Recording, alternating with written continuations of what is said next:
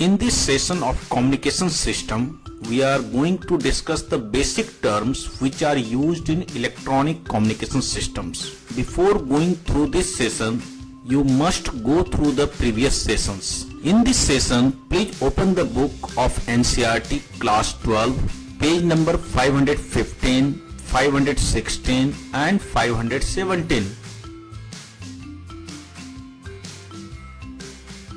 The first term which we are going to discuss is the transducer. Transducer is a device which converts one form of energy into another form. It converts a signal in one form of energy to a signal in another form. You can see the pressure transducer. Pressure transducer converts the variation of pressure at input as the electrical signal at the output. You can see the ultrasound transducer.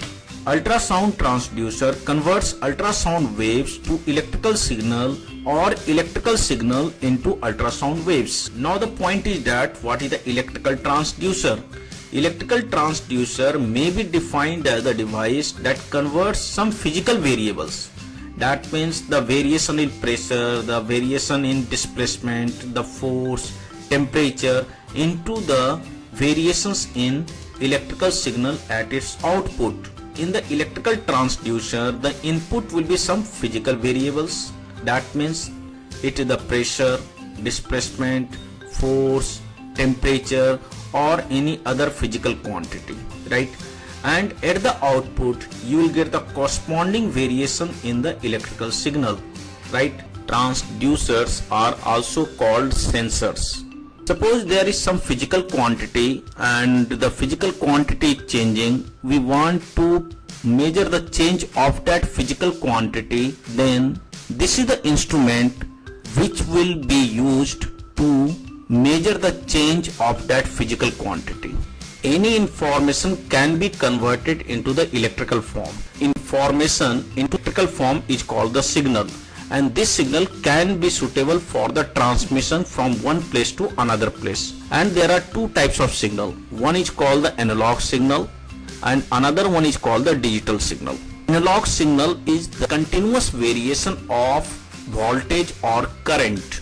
If the information will be converted into a signal which will continuously give the variation of voltage and current, then that signal is called the analog signal. That means analog signal is the continuous variation of voltage or current.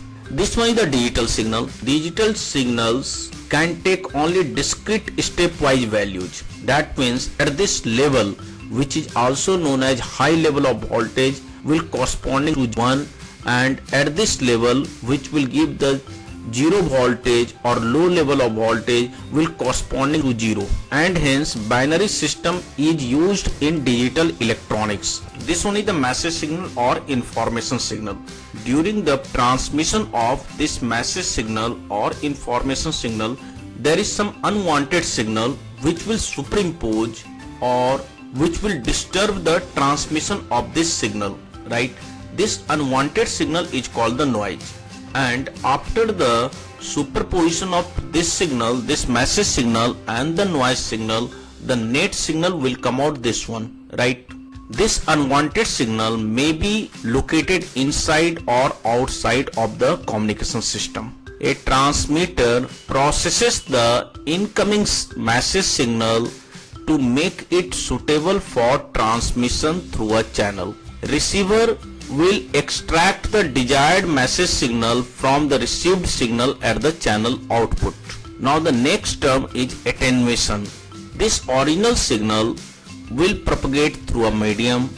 During the propagation, there is a loss of strength in the original signal. Due to this loss of strength, we can get this type of signal. This loss of strength of the signal during the propagation is called the attenuation.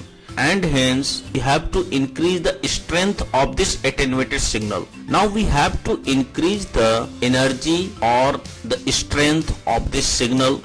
As we know that the energy or strength of the signal is proportional to the amplitude of the signal, and hence we have to increase the amplitude.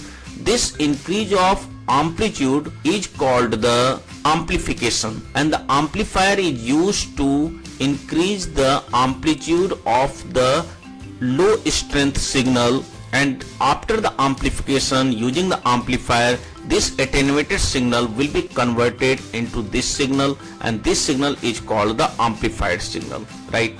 Amplification is very necessary to compensate the attenuation of the signal in the communication system. Amplification is done at the place between the source and the destination, wherever the signal strength becomes weaker than the required strength. Now the next term is the range. Suppose this one is the source and these are the destination up to which the signal will be received with sufficient strength. This distance is called the range.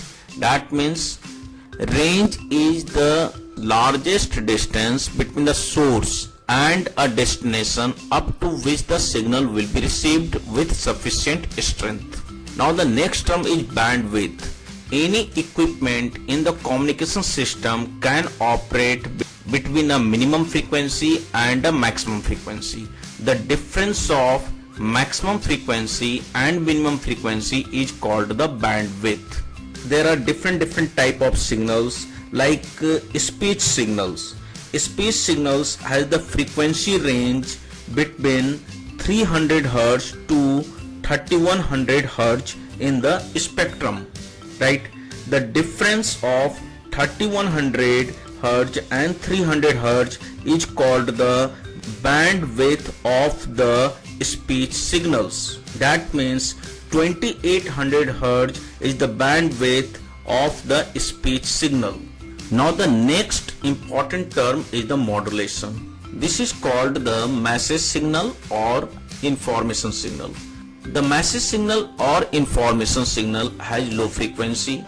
They cannot be transmitted for a long distance. To transmit this signal to long distance, we have to superimpose this message signal on high frequency wave. This high frequency wave is called the carrier signal or carrier waves. The process of superimposing the message signal or low frequency signal on the high frequency wave is called modulation. After the superposition of this signal on the carrier wave, we can get this type of signal. This signal is called the modulated carrier signal. Hence, modulation. The original low frequency signal cannot be transmitted to long distance. Therefore, at the transmitter, information contained in the low frequency message signal will be superimposed on a high frequency wave. This high frequency wave is called the carrier of the information. This process is known as modulation. We'll discuss the modulation in detail in coming session. Now we are going to discuss about the demodulation. The modulated signal will be received by the receiver. Now we have to extract the information signal from this modulated signal. To extract the information signal or message signal from this modulated signal, we have to go for the demodulation. That means the process of extraction or retrieval of information signal from the carrier wave at the receiver is called the demodulation. Demodulation is the reverse process of modulation. Now the last term is the repeater. What is the repeater? A repeater is a combination of receiver and a transmitter. A repeater picks up the signal from the transmitter, amplifies and retransmits it to the receiver. This way, using the repeater, we can increase the range of communication. This one is the NCERT exercise problem 15.3. This problem is based on the concept that we have discussed in this session. We have to select the correct options, correct statements out of these 4 statements. The statements are given for digital signals. As we know that the digital signals can take only discrete stepwise values, and the binary system is used for the digital electronics. Hence, digital signals do not provide a continuous set of values. Yes, it is correct, because it will give only the discrete stepwise values. Digital signal represent values as discrete steps. Yes, it is correct. It can utilize binary system. Yes, it is correct. It can utilize decimal as well as binary system. It is not correct. Right? Hence the digital signals do not provide a continuous set of values, represent values as discrete steps, and it can utilize binary system. Right? Hence the correct option will be C. Now you can answer all these questions based on the discussion in this session.